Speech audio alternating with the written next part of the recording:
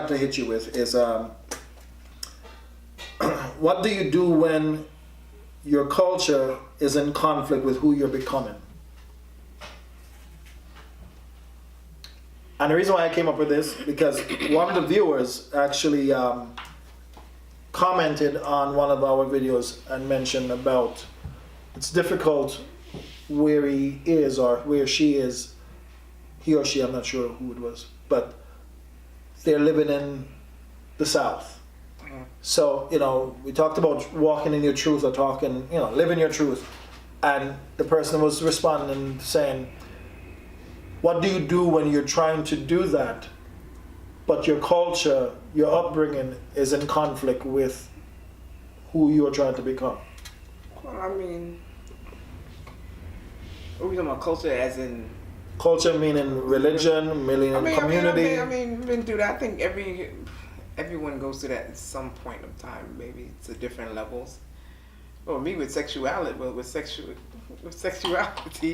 dealing with the church and Jamaican parents. Did you ever feel like moving when you came out and started addressing and dealing with your truth? Yeah, I was gonna. Based on the rebellion. Yeah, I was gonna move. Packing up and everything. But my you did? Uncle, yeah, I packed up everything. But my uncle and my brother spoke to me because basically it's. So moving is not always the answer. No, it's not always the answer because if I moved, it would. I think honestly, I wouldn't. Like now. We can talk. I always say, I wish I had this type of relationship with my mom. But I'm grateful for what I do have. Yeah. But if I had moved, I don't think I would have had one at all. Yes. So it's all good, guy. I think another thing I told you, one of the things I'm grateful for, I'm glad I can still talk to my mom and dad. Yeah. And back then I wouldn't say it, but now I can say it because I'm in a different space. Yeah. So I think sometimes you have to. Sometimes you may have to move. You may have to move. True. But I think that is something. Don't make a quick decision. Yeah. Don't make a quick decision. Like really weigh it out, and hopefully you got good people in your corner that will support you and stand by you. That was my thought. Depending on where you are, number one in age, and also in society, in your community, you might have the answer to say move. But say you're living in Jamaica or you're living in another area of the world that if your truth is being gay or lesbian, you might not have that option to get away. No green card. Yeah, she just whispered, I have no green card. But you have to think about what is the best option you have on the table, because sometimes you might need to evaluate that and then probably figure out a way through that. But if you're living in New York or living in America and you can't live in your truth, the question would be then why? Yeah. Is it that you are your own stumbling block, or is it that your financial situation might not allow you to move? Are you 19, 20, and you don't have the money right now to say move out on your own? Then maybe you need to find a couple of friends who you can trust to be roommates and figure out who's going to spend what money on what and do that, or bear down and bite the conflict that it's bringing to you and start a plan of action, right, so that when you get to 25, 30, you might need to prepare yourself to say move within a 5-year period or 6-year period, however long it takes for you to accumulate the month rent and security. And also work on your credit, because you're not gonna get a place to rent unless you have decent credit. So for that person who made that comment, again, I don't know what age group you are, and my desire is for you to be well in whatever decision you make. And again, don't have to take my advice, but you can at least be open to different opinion and figure out which one suits you best.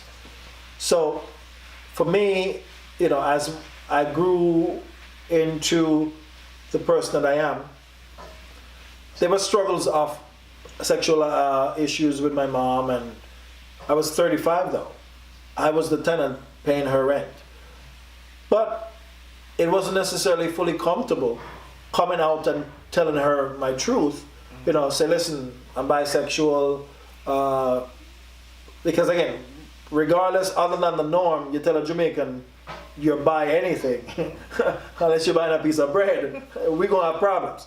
So in that battle, finding myself and finding my comfort zone and negotiating how I live my life in front of my mom kind of allowed me to slowly build myself up to get to the place where I am, where I could then say, okay, I'm gonna move in with this person, which was the hubby, when we started a date, because she was no longer in the picture, and I was willing to make that choice to say, you know what, if I want to date someone, I need someone who's going to be a helpmate to help me with the bills. Because if not, I don't want a pillow princess.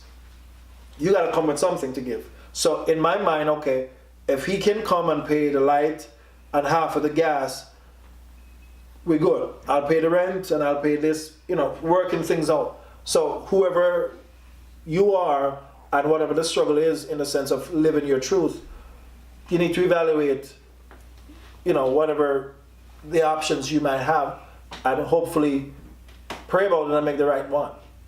Because what's right for me might not be right for you. So that's pretty much what I wanted to touch on in the sense of, you know, that space of those individuals who are watching, and we're challenging them to be, you know, in your truth, walk in your truth, and be honest with yourself. Yeah, don't make crazy decisions. Yeah. Don't say we told you. You know, our opinion on this platform is to encourage to live to your full potential, and wherever you are, and wherever God find you, in the sense of your truth, stand in that. You know, don't make dumb decisions that you might regret tomorrow morning or even next year. So my desire is that we would, you know, again, come up with these different, or answer the viewers' questions or opinion when it comes to what bothering them.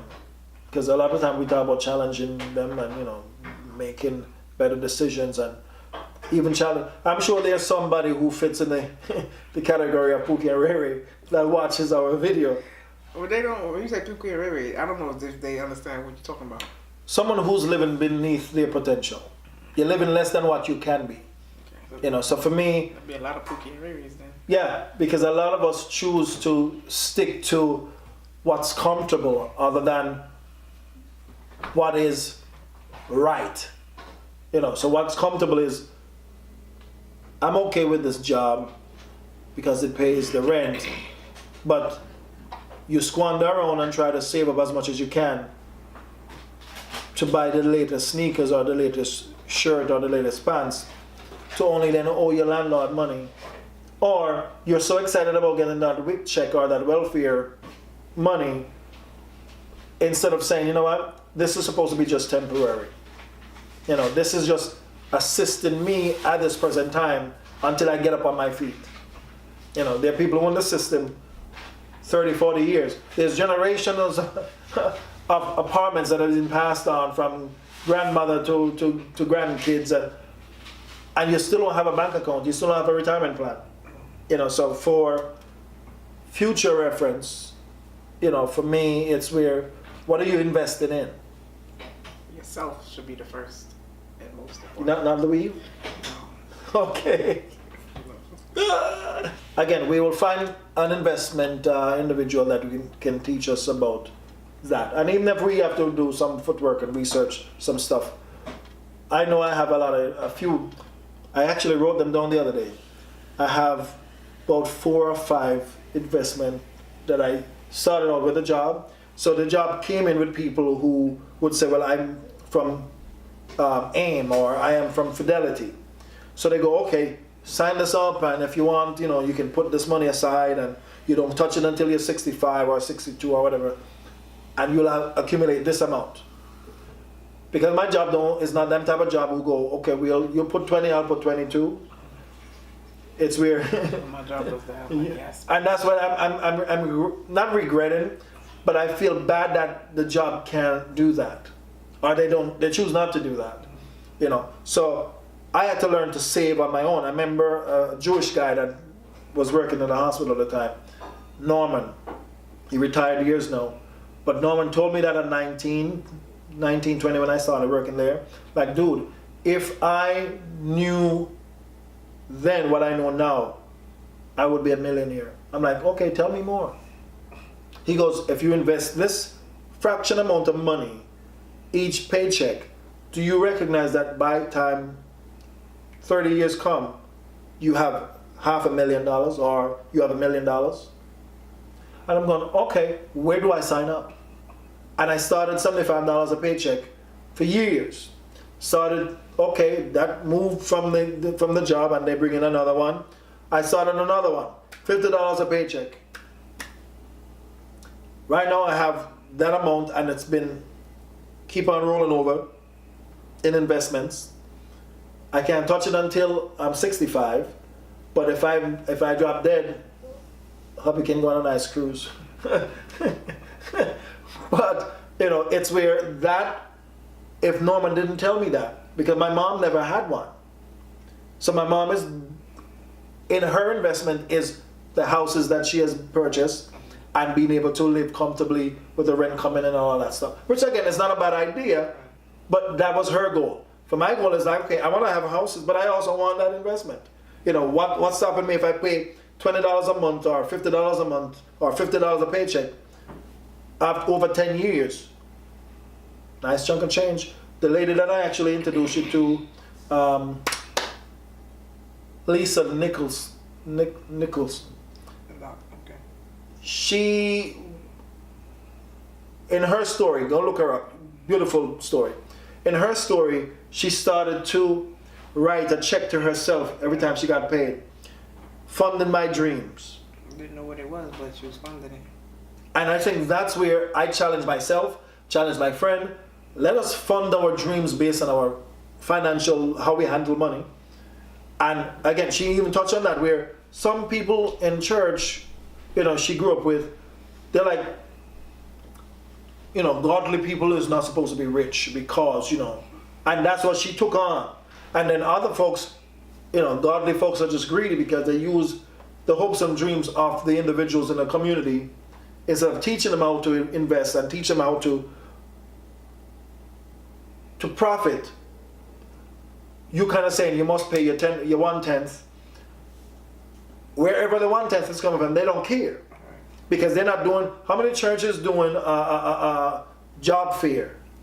You know a certain percentage or population of your church or your community who comes to your church is not, you know, they don't have jobs or they need a better job. How many churches come together and say, you know what, let's do a job fair? None that I know of. Or I don't see the billboard or posters. Yeah. I don't see that. So I think you have to know as a community, go out on your own and find your own goals or your own dreams and fund your own dreams. And sometimes you don't know what the first steps to take. Right. So as she talked about her funding her dream, when she went after 3 years or so to the bank people who were shocked to see her go, this is a fund your dream lady. And in that, she wanted to know how much money I have now saved up in the account. And when they wrote on the paper and slid it to her, she goes, no, I think you get this wrong. That couldn't be my account. I think I have less in that account. So this is my social, can you give me my account, because you're not gonna come and harass me that I take your money. The woman goes, no ma'am, this is your money. This is the amount that you send every week you got paid. This is yours. It was over 60,000, you know, and I look at that and I go, wow. It takes discipline, one, to get that level. For you, it takes the discipline now where you're saying, you started out way back in planning and plotting what your retirement is going to look like. Because you wanted to enjoy life after retirement. You don't want to be one of them, and again, my heart goes out to them, those individuals who's eating cat food to survive, because they're in our community. You know, So soup kitchens, start doing more, thank you. And the ones who are doing more, keep it up. Because there's so many elderly couples that don't have, and that hurts me, because I think about my mom, or I think about, me when I get to that age. You want that comfortability where you know where your next meal is coming from. And you don't have to worry about you sleeping on the sidewalk because they take away your house because you didn't, have a second plan, to finish paying your mortgage or whatever the case is. So in moving forward, I'm grateful for, and I said it the other day to myself, I'm grateful for the things that I'm going to learn through this, through talking about whatever topic we're going to touch on, as well as whoever we're going to bring around the table to have those conversations to enlighten us and encourage us more to do greater than what we've been doing. So I appreciate everyone for watching, and I'm grateful for you guys for participating in comments and talking about the topics that I bring up. And hopefully we can always encourage and motivate each other to do better than what we are today. So tomorrow we are greater than what we were yesterday. So again, thanks you guys for watching, and hopefully you guys are having a great week. Till next time.